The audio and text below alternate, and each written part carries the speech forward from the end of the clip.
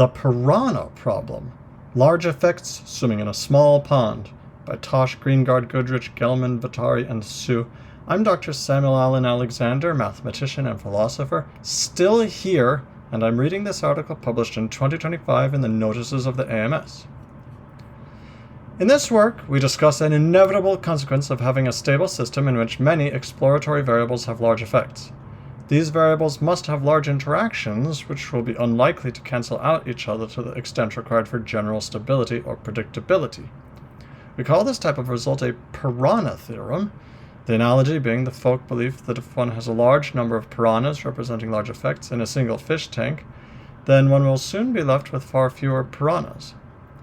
If there is some outcome for which studies find large and consistent effects of many different inputs, then we can conclude that some of these effects are smaller than claimed, or that multiple explanatory variables are essentially measuring the same phenomenon. Identifying and measuring the effects of explanatory variables are central problems in statistics and drive much of the world's scientific research. Despite the substantial effort spent on these tasks, there has been comparatively little work on addressing a related question: how many explanatory variables can have large effects on an outcome? The present work follows up on some other papers considering quantitative constraints on the effects of additional variables. Consider, for example, the problem of explaining voters' behavior and choices. Researchers have identified and tested the effects of internal factors such as fear, hope, pride, anger, anxiety, depression, and menstrual cycles, as well as external factors such as droughts, shark attacks, and the performance of local college football teams. Many of these findings have been questioned on methodological grounds, but they remain in the public discourse. Beyond the details of these particular studies, it is natural to ask if all of these effects can be real in the sense of representing patterns that will consistently appear in the future.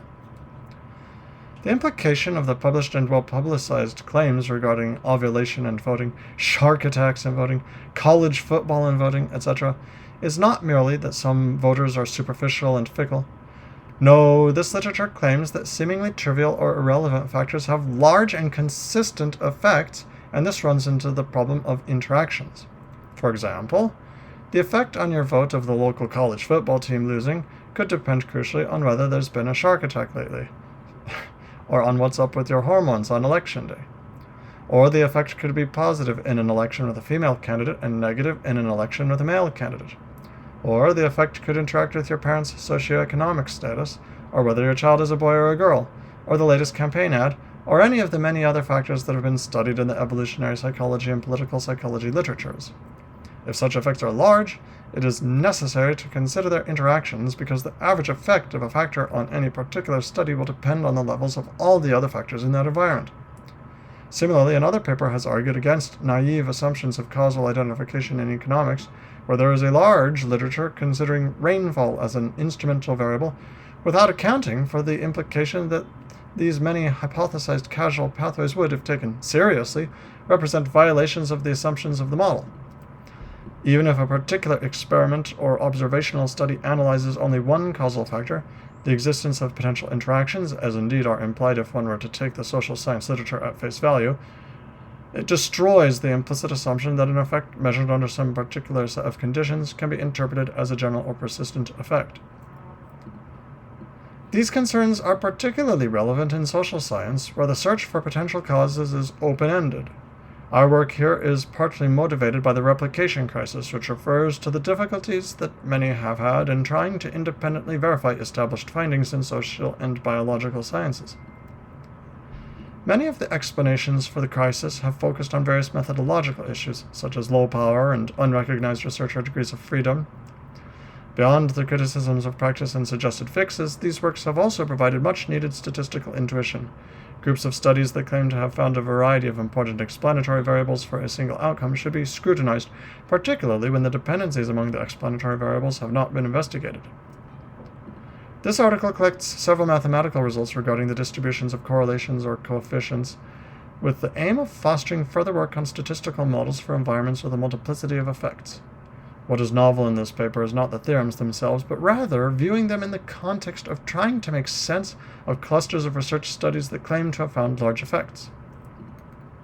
There are many ways to capture the dependence among random variables, and thus we should expect there to be a correspondingly large collection of Piranha theorems.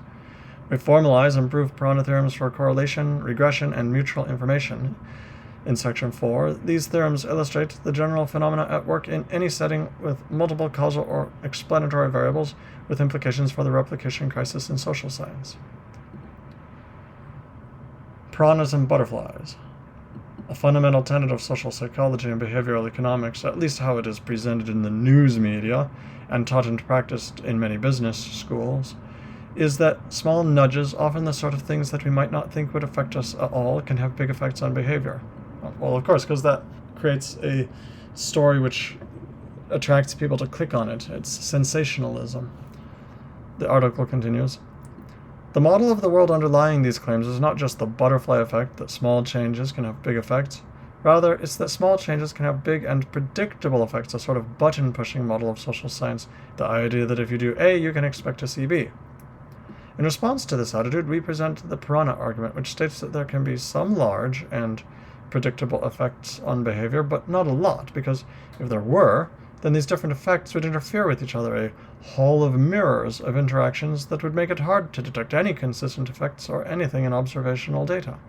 In a similar vein, in another paper, the author writes, "The butterfly effect is the semi-serious claim that a butterfly flapping its wings can cause a tornado halfway around the world. It's a poetic way of saying that some systems show sensitive dependence on initial conditions, that the slightest change now can make an enormous difference later. Once you think about these things for a while, you start to see nonlinearity and potential butterfly effects everywhere. There are tipping points everywhere waiting to be tipped." But, that author continues, it's not so simple. A butterfly flapping its wings usually has no effect, even in sensitive or chaotic systems. You might even say especially in sensitive or chaotic systems. Sensitive systems are not always and everywhere sensitive to everything. They are sensitive in particular ways under particular circumstances and can otherwise be resistant to influence.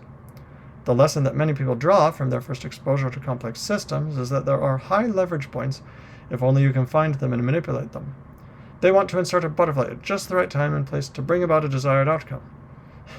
Instead, we should humbly evaluate to what extent it's possible to steer complex systems at all. We should evaluate what aspects can be steered and how well they can be steered. The most effective intervention may not come from tweaking the inputs, but from changing the structure of the system. I find that image hilarious. Someone reads about the butterfly effect, the idea that a butterfly flapping its wings can cause a hurricane on the other side of the world. And instead of taking the lesson they're supposed to take, which is just that chaos is messy, instead they take the lesson, we need to find the right butterfly to make it flap its wings in order to have the right effect, which of course is absolutely impossible. The article continues. Effects in social science vary across people and scenarios and over time, and they can be represented by probability distributions. Cook's advice to think about the structure of the system echoes recommendations from the literature on statistical quality control that system-level variation puts a limit on what can be learned about the average effects of particular interventions. In the presence of possible interactions, there's no reason to expect stability of treatment effects. Example, hypothesized effect sizes in social priming. We demonstrate the possibility of quantitative analysis of the Piranha problem using the example of an influential experiment from 1996 in which participants were given a scrambled sentence task and then were surreptitiously timed when walking away from the lab. Students whose sentences included elderly-related words such as worried, Florida, old, and lonely walked an average of 13% more slowly than students in the control condition, and the difference was statistically significant. Good grief. Who's paying for this junk science? Anyway, the article continues. This experimental claim is of historical interest in psychology in that, despite its implausibility, it was taken seriously for many years and received thousands of citations. But it failed to replicate and is no longer generally believed to represent a real effect. For background, see reference 19. Now, we understand such apparently statistically significant findings as the result of selection with many researcher degrees of freedom. Here, though, we will take the published claim at face value and also work within its larger theoretical structure under which weak indirect stimuli can produce large effects. An effect of 13% on walking speed is not in itself huge. The difficulty comes when considering elderly-related words as just one of many potential stimuli. Here are just some of the factors that have been published in the social priming and related literatures as having large effects on attitudes and behavior. Hormones, subliminal images, news of football games and shark attacks, a chance encounter with a stranger, parental socioeconomic status, weather, the last digit of one's age, the gender of a hurricane name, the genders of siblings, the position in which a person is sitting, and many others. See reference 8 for references, along with other papers criticizing or refuting them. A common feature of these examples is that the stimuli have no clear direct effect on the measured outcomes, and in many cases the experimental subject is not even aware of the manipulation. Based on these examples, one can come up with dozens of other potential stimuli that fit the pattern. In addition to walking speed being affected by elderly related words, one could also consider word length, with longer words corresponding to slower movement, sounds of words with smooth sibilance motivating faster walking, subject matter, sports-related words as compared to sedentary words, affect, happy compared to sad words or calm compared to angry, words related to travel, inducing faster walking, or invoking adhesives such as tape or glue, inducing slower walking, and so on. This is magical thinking. Have we gotten out of the Dark Ages? Similarly, one can consider different sorts of incidental events, not just encounters with strangers, but also a ringing phone or knocking at the door, the presence of a male or female lab assistant, which could have a main effect or interact with the participant's gender, a newspaper or magazine on a nearby table ad infinitum. Now we can invoke the Piranha principle. Imagine 100 possible stimuli, each with an effect of 13% on walking speed, all of which could arise in a real-world setting where we encounter many sources of text, news, and internal and external stimuli. If each stimulus corresponds to two equally probable states with effects of plus or minus 0.5 log of 1.13 on log walking speed, and these effects are independent in the wild, then the sum of these will be approximately normally distributed, with standard deviation 0.5 radical 100 times log of 1.13 equals 0.61. Thus, walking speed could easily be multiplied or divided by e to the 0.61 equals 1.8, based on a collection of arbitrary stimuli that are imperceptible to the person being affected. And this factor of 1.8 could be made arbitrarily large by simply increasing the number of potential primes. It's outrageous to think that walking speed could be doubled or halved based on a random collection of unnoticed and essentially irrelevant stimuli. But that is the implication of the embodied cognition literature. It's basically a Brownian motion model in which the individual inputs are too large to work out. We can think of 5 ways to avoid the ridiculous conclusion.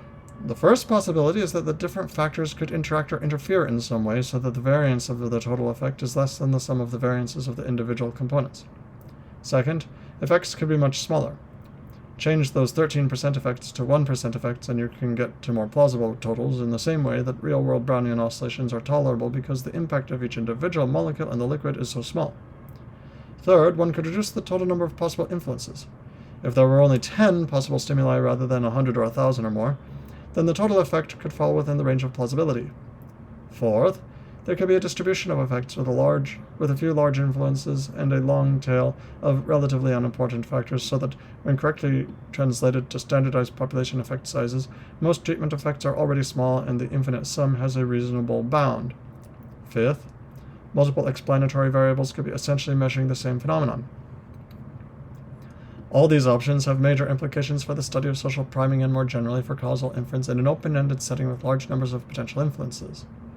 If large interactions are possible, this suggests that stable individual treatment effects might be impossible to find. A 13% effect of a particular intervention in one particular experiment might be minus 18 in another context, or plus 2% in the presence of some other unnoticed factor, and this in turn raises questions about the relevance of any particular study. Only now the question of the relevance of these garbage studies is being raised? The article continues. If effects are much smaller than reported, this suggests that existing studies are extremely underpowered so that published estimates are drastically overestimated and often in the wrong direction, thus essentially noise.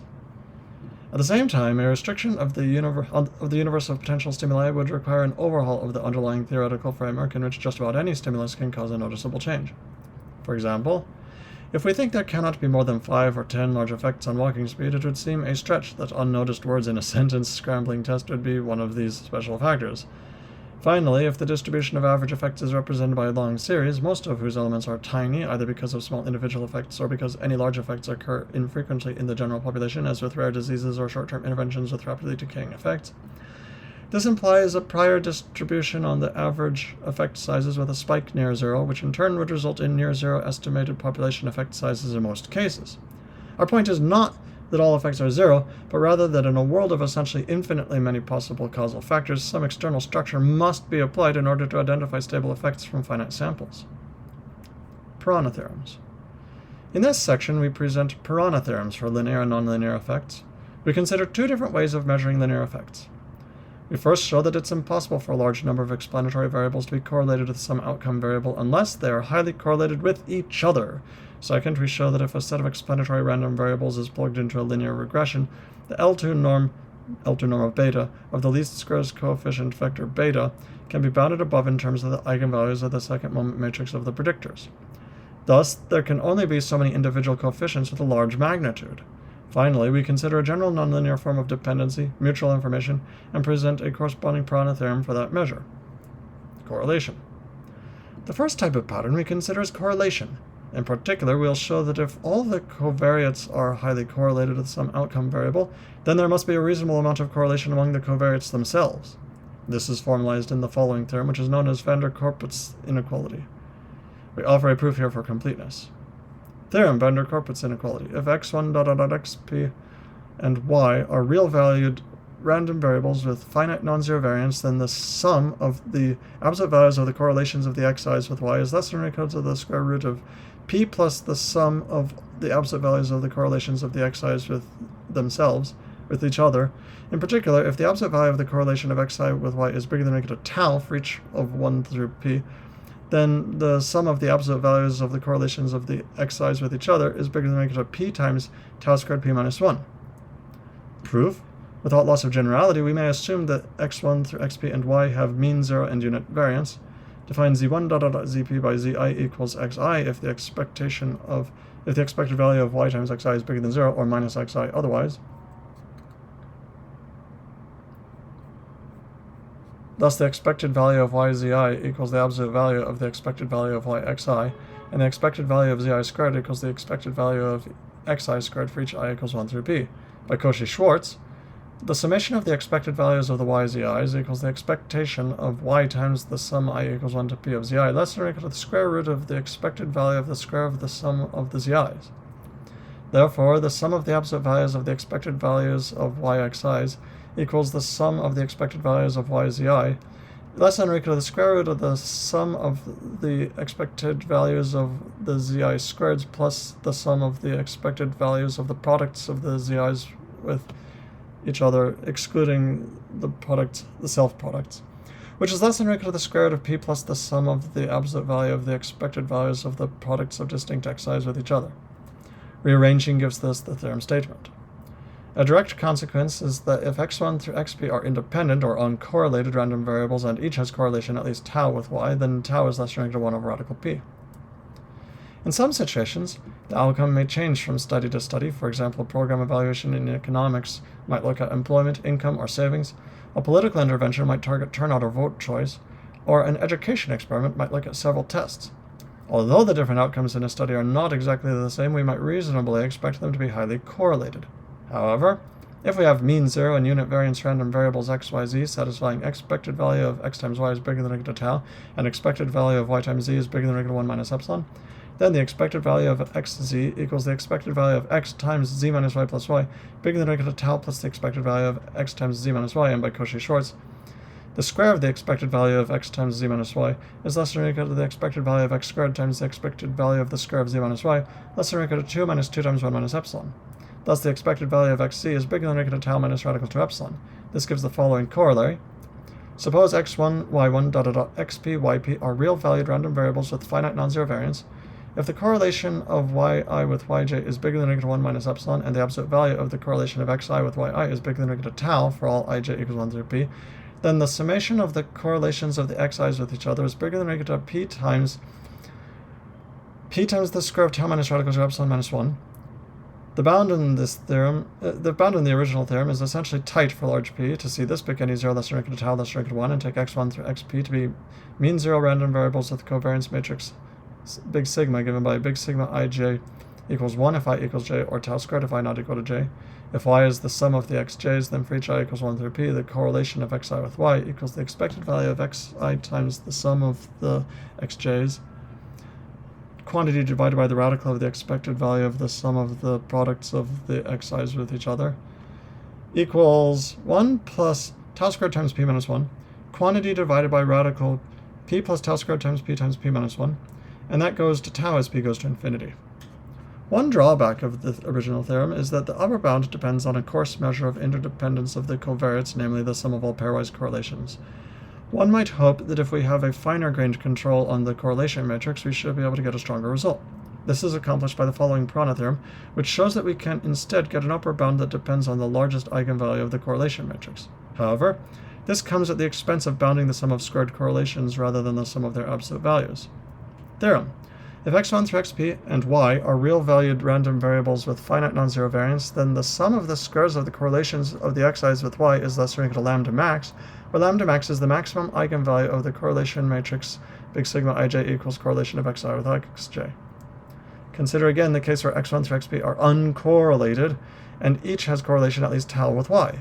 In this case, the correlation matrix will be the identity matrix, whose largest eigenvalue is 1, and this last theorem implies that tau less than or equal to 1 over radical p, which was the same conclusion provided by the first theorem. However, in general, these two theorems are incomparable, since the summation of the squares of the absolute values of the correlations of xi's with y is less than or equal to the summation of the absolute values of the correlations of xi with y, but lambda max squared, the square of the maximum eigenvalue, is less than or equal to the sum of the squares of the correlations of the xi's with each other, is less than or equal to the sum of the absolute values of the correlations of xi's with each other. As an example of when these theorems can produce different conclusions, one can give a randomized construction of a correlation matrix big sigma equals big A transpose big A, where the columns of big A are drawn from the uniform distribution over the hypersphere of the p-1 dimensional hypersphere. In this case, if each covariate has correlation at least tau with y, then with high probability the conclusion of the theorem is that tau is bounded above on the order of 1 over the 4th root of p, while theorem 3 gives a much tighter bound on the order of 1 over radical p. The proof of that last theorem, theorem 3, relies on the following technical lemma, essentially a consequence of orthogonality. Lemma. If u1 through up and y are real-valued random variables with mean 0 and unit variance such that the expected value of the product of ui with uj equals 0 for all I not equal to j, then the summation of the squares of the expected values of the products of big ui with y is less than or equal to 1. Proof. Denote the covariance matrix of the random vector big U1 dot dot big UP y quantity transpose as big sigma equals the 2 by 2 block matrix, identity matrix, A transpose 1, where AI is the expected value of the big UI times y for I equals 1 through p. Define the vector v equals the transpose of the vector minus A transpose, comma, 2 norm of A in real p plus 1 space, then v transpose big sigma v equals twice 1 minus the 2 norm of A quantity times the square of the 2 norm of A is bigger than or equal to 0, where the inequality follows from the fact that big sigma is a covariance matrix and hence positive semi-definite. We conclude that the 2 norm of A is less than or equal to 1. With the above in hand, we turn to the proof of theorem 3. Proof of theorem 3. Assume without loss of generality that x1 through xp and y have mean 0 and unit variance. Denote the eigendecomposition of big sigma as big Q diag lambda 1 dot dot lambda p big Q transpose, where lambda 1 bigger than or equal to dot dot bigger than or equal to lambda p bigger than or equal to 0. Those are the eigenvalues. And big Q is orthogonal. Let x tilde equals big Q transpose x, where x equals x1 dot dot xp, then x tilde equals x1 tilde dot dot xp tilde is a mean 0 random vector whose covariance matrix is the diagonal vector with the eigenvalues along the diagonal. For j in 1 through p, with lambda j equals the variance of xj tilde equals 0, we have xj tilde equals 0 almost surely. We then apply lemma 4 to get the square of the expectation of y times x tilde equals the sum of the squares of the expectations of y with xj tilde equals the sum over all j such that the jth eigenvalue is bigger than 0. Jth eigenvalue times x times the square of the expected value of y xj tilde over radical lambda j, less than or equal to lambda 1 times some j such that the jth eigenvalue bigger than 0, square of the expected value of y xj tilde over the radical jth eigenvalue, less than or equal to first eigenvalue. Then the summation of the squares of the correlations of the xi's with y equals the square of the expected value of y times x equals the square of the... let me start again. The sum of the squares of the absolute values of the correlations of xi's with y equals the square of the 2 norm of the expected value of y times x equals the square of the 2 norm of big Q transpose expected value of yx equals the square of the 2 norm of big Q times expected value of yx tilde equals the square of the 2 norm of the expected value of yx tilde less than or equal to the first eigenvalue, where we've used the fact that big Q is orthogonal. Linear regression.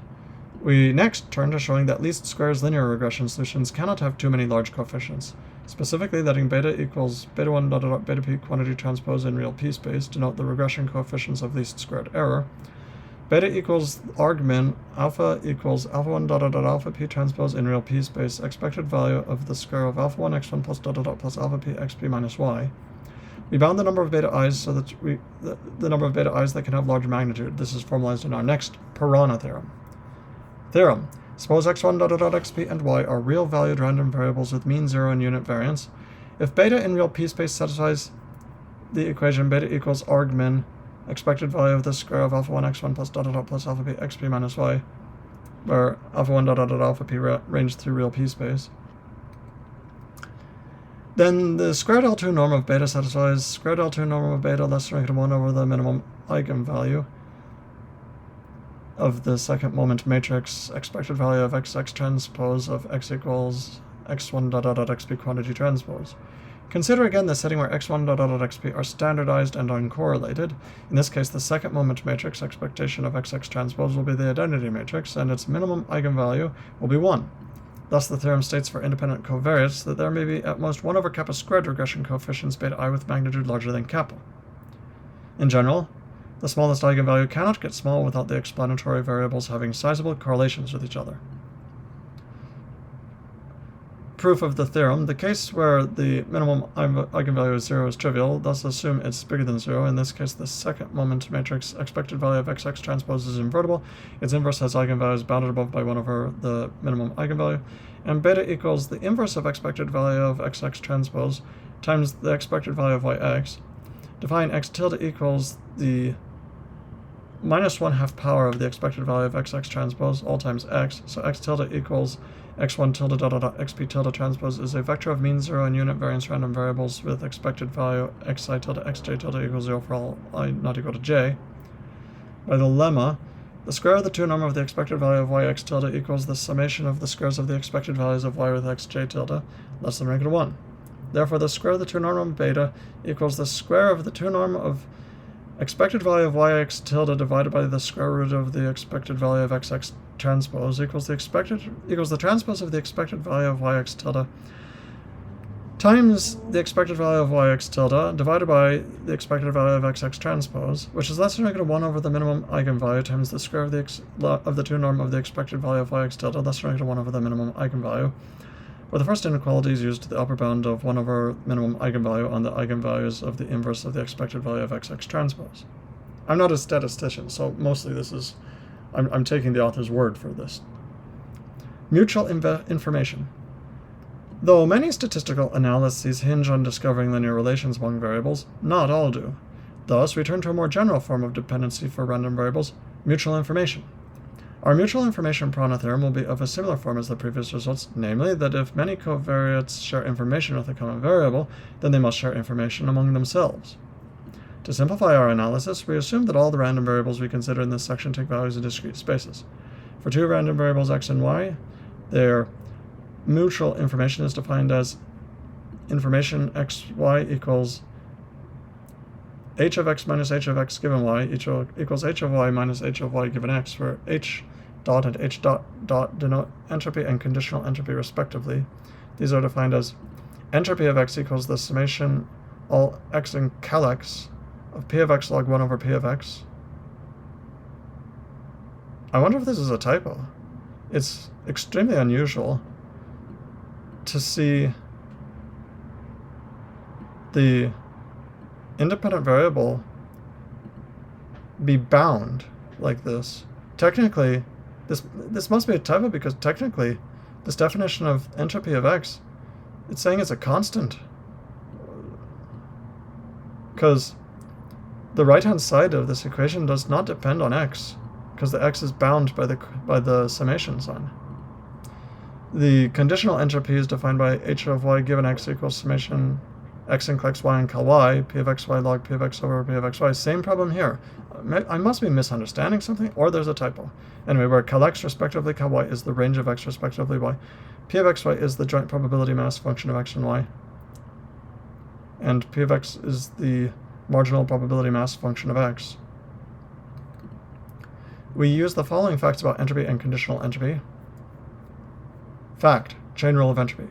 For random variables x, big x1 dot dot dot big xp, 0 less than or equal to the entropy of big x1 dot dot dot big xp equals the summation of the, what do they call it, conditional entropy big x1 given big x, equals the summation of the conditional entropy big xi given big x1 dot dot dot big xi minus 1.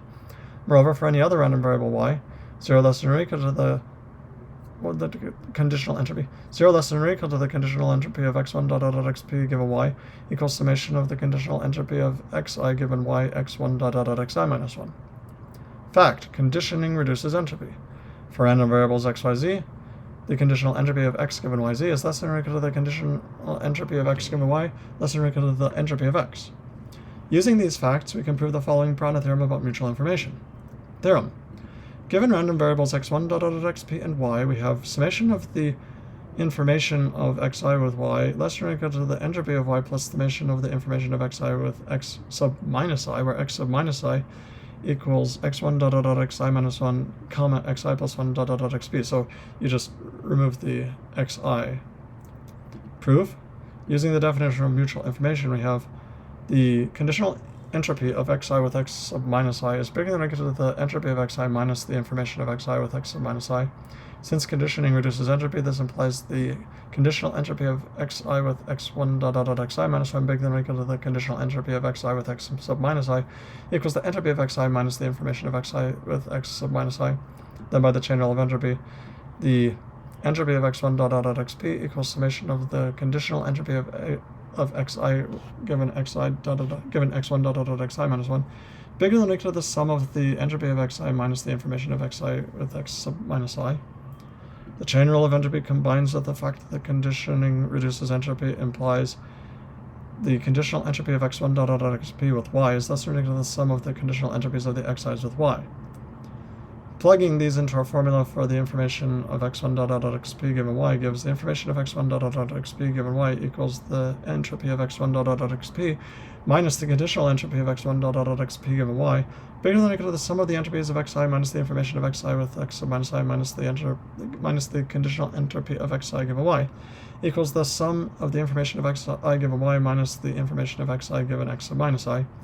Now we can also write information of x1 dot dot dot xp given y equals entropy of y minus conditional entropy of y given x1 dot dot dot xp less than or equal to entropy of y. Rearranging yields the theorem. One corollary is that for any random variable y, there can be at most p less than or equal to entropy of y over gamma random variables x1 dot dot dot xp that are mutually independent and satisfy information of xi given y bigger than or equal to gamma. Correlations in a finite sample. We now turn our focus back to correlations, this time in a finite sample. Suppose we conduct a survey with data on p predictors x and one outcome of interest y on a random sample of n people. So these predictors might be things like whether there was a shark attack or whether the football team won the game. And then we evaluate the correlations between the outcome and each of the predictors. The outcome might be the speed at which the students walk away after the test. We collect the data in an n by p matrix X with n bigger than p, where each of the columns x1 dot dot dot xp in real n space of X has mean 0 and unit L2 norm, and we will use core of xy for xy in real n space, neither in the span of the all ones vector, to denote the sample correlation. Correlation of xy equals summation xi minus mu x quantity times yi minus mu y, all divided by the square root of the sum of the squares of the xi minus mu x times the sum of the squares of the yi minus mu y, where mu x equals the mean value of xi's and mu y is the mean value of the yi's. An application of Theorem 3 tells us that any non-constant vector y in real n space satisfies 0 less than or equal to the sum of the squares of the correlations of the xi's with y less than or equal to sigma 1 squared, where sigma 1 bigger than or equal to dot dot dot bigger than or equal to sigma p bigger than or equal to 0 denote the singular values of x. Moreover, it's not hard to see that there exists a vector that achieves that upper bound, namely the top singular vector of x. This analysis shows a worst-case Piranha theorem, a bound on the number of large correlations with all possible response vectors. Stronger results can be obtained if we consider average behavior. Here we consider a stochastic Piranha theorem in which we assume that y is uniformly distributed on the unit sphere in real n space. Our result will hold for any choice of radially symmetric random vector y that is independent of x, but we state it for the uniform distribution over the unit sphere for concreteness. We choose a radially symmetric distribution because we have no reason to give preference to one direction over another. Recall the value of studying average as well as worst-case behavior in areas such as random matrix theory. The following theorem demonstrates this principle, showing that the maximum sum of squared correlations, a big O of one quantity in n, is generally much larger than the expected sum of square correlations. Specifically, the following theorem says that the expected sum of squares correlation decays like 1 over n. Theorem: that y be uniformly distributed on the unit sphere in real n space, then the expected value of the sum of the squares of the correlations of xi's with y equals p over n minus 1. If y is uniformly distributed on the unit sphere in real n space, then for large n, the distribution of y is well approximated by z1 dot dot zn, the n-dimensional multivariate Gaussian with mean 0 and covariance 1 over n times big I, 1 over n times the identity matrix. In particular, z1 dot dot zn is spherically symmetric, and the expected value of the sum of the squares of the zi's is 1, and the variance of the sum of the squares of the zi's is big O of 1 over n squared. As a consequence, for large n, the distribution of sum of squared correlations is well approximated by a linear combination of independent chi-squared random variables, each with 1 degree of freedom, 1 over n minus 1 times the sum of lambda I squared xi I. I don't even know what the xi i's are. Combining this observation with theorems 3 and 7 for any n by p matrix, or sample of data, x, if a vector y is distributed according to a spherically symmetric distribution, then the sum of the squares of the correlations of xi's with y supported on the closed interval from 0 to sigma 1 squared has expectation p over n minus 1, and for large n has big O of 1 over n squared variance. Discussion and directions for future work. The Piranha problem is a practical issue.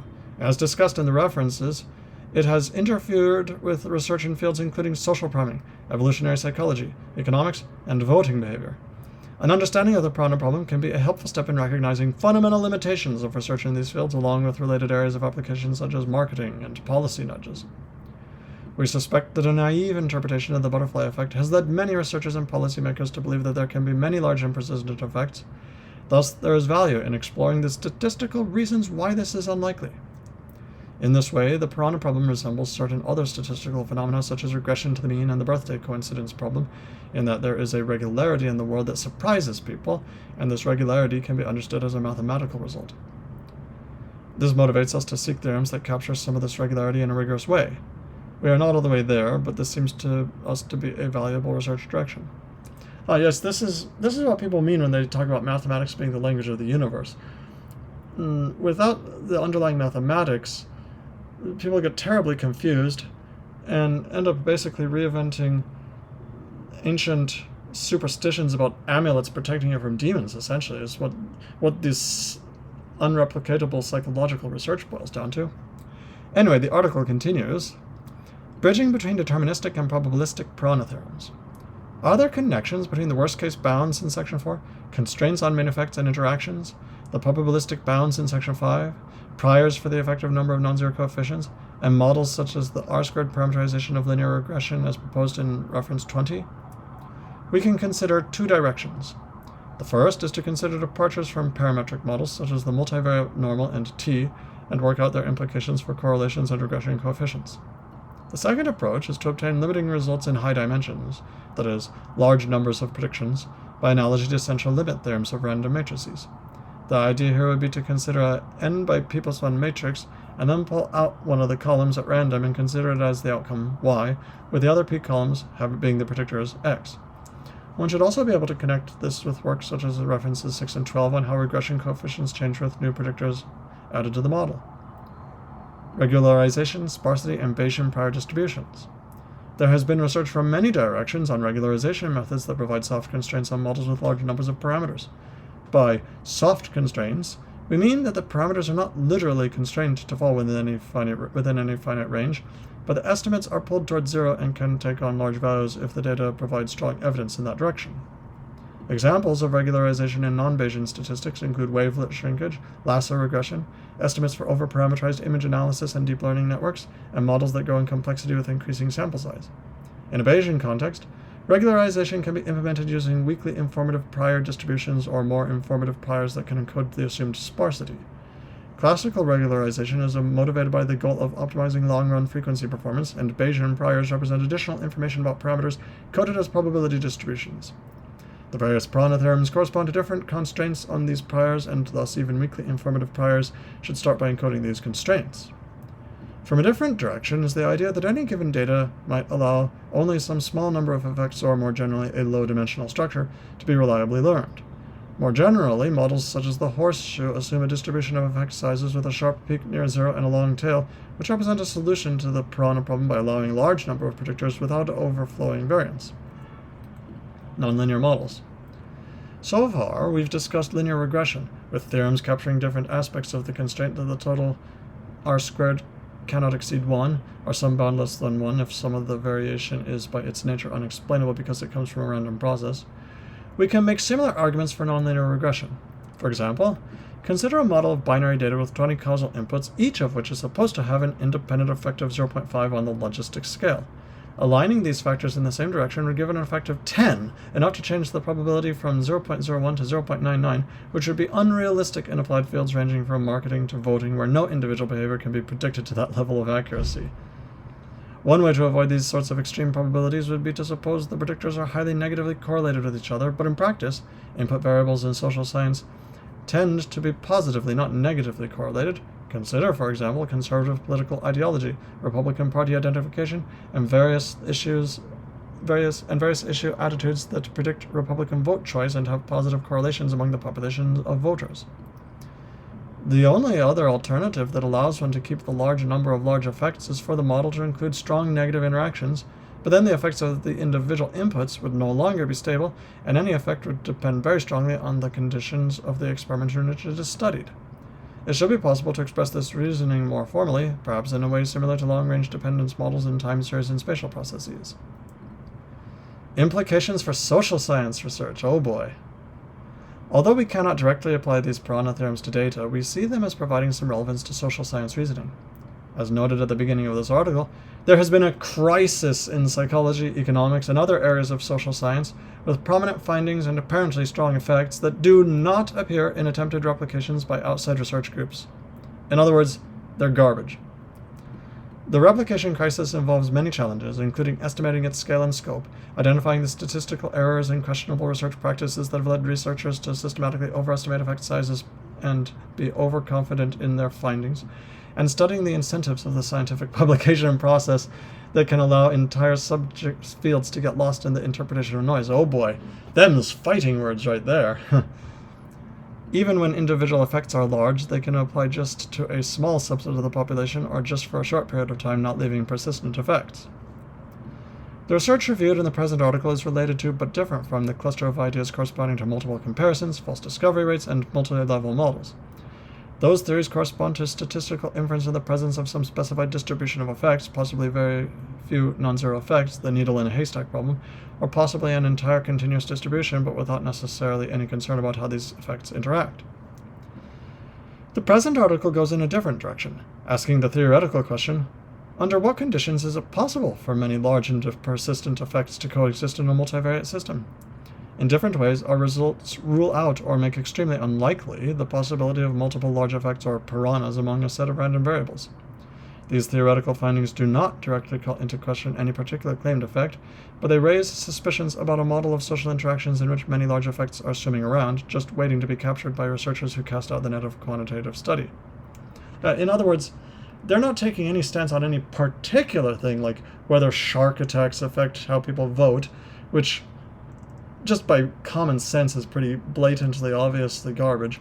No, they're not taking any stances on any concrete things like that. They're rather deriving general results about reality in general, which would apply even in hypothetical alternate universes where nobody knows what a shark even is.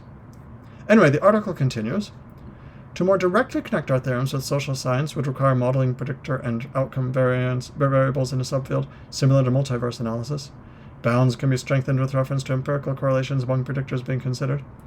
When conducting systematic reviews of evidence, it could be appropriate to consider the potential interactions among various hypothesized causal factors, rather than attempting to combine separate estimates using meta-analysis. Any general implications for social science would only become clear after consideration of particular research areas. And there's an appendix which I will not read. Acknowledgements. We thank Lauren Kennedy, the editor, and 4 reviewers for helpful discussion. Christopher Tosh and Daniel Hsu acknowledge an NSF grant, a JP Morgan Faculty Award, and a Sloan Research Fellowship. Much of this work was done with Christopher Tosh while Christopher Tosh was at Columbia University. Andrew Gelman acknowledges an ONR grant. Ben Goodrich acknowledges 2 NSF grants, and Aki Vehtari acknowledges a Research Council of Finland project grant. Very interesting stuff. Yet another way to debunk when people try to make claims about correlations which are just crazy, like whether shark attacks influence how people vote and so on and so forth. Yeah. It reminds me of a phenomenon I notice when one reads, like, say, Sun Tzu's Art of War. If you read The Art of War closely, and if you take it literally and pedantically, you'll notice it's full of contradictions, because it'll say on one page that such and such thing, like, you must fight on top of a hill, have the elevation, is guaranteed to decide the winner. And then somewhere else it'll say, you must ensure that your troops are well fed enough. This will determine the winner. And so it contradicts, because, well, what if you're on top of the hill but your troops aren't fed enough? Or what if you're at the bottom of the hill but your troops are fed enough? It reminds me of that sort of phenomenon. Although, in my opinion, that's not an indictment against The Art of War. I think it's rather just a stylistic decision of how The Art of War is written. And you just have to keep that in mind as you're reading The Art of War. Anyway, I'm Dr. Samuel Alan Alexander. Please like, comment, and subscribe. I'll see you in the next video.